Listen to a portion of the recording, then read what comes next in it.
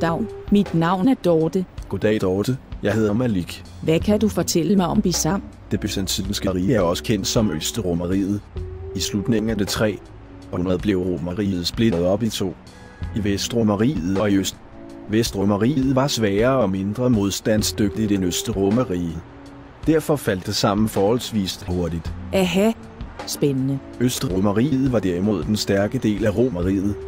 Det var den rige del. Samtidig med det fandt Konstantin et strategisk godt sted at placere sin by. Byen, der senere blev kendt som Konstantinopel, var et fort og var hele vejen frem til slutningen af det østromerske rige uindtagelig. Og hvad skete der så? Jo, nu skal du høre.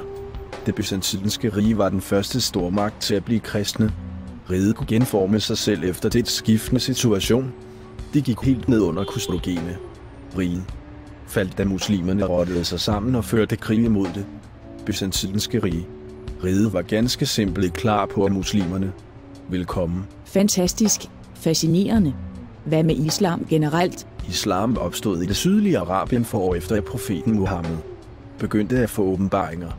Befolkningen var vant til flere guderi, så der kom religiøse konflikter, da Muhammed kun mente, at der var én gud. Han flygtede i 622 fra Mekka til Medina, hvor han indgik en alliance med beduinstammer, der hjalp ham med at erobre Mekka. Hvad mener det der? Muslimernes tidsregning begynder 622. De udnyttede den religiøse begejstring i hæren til at føre hellig krig, også kaldet jihad, med Syrien og Palæstina. Krigen blev en slags religiøs forpligtelse for muslimerne, og inden længe havde de overtaget hele Mellemøsten med mere. De overtagede lande fik fælles økonomi og regelsæt.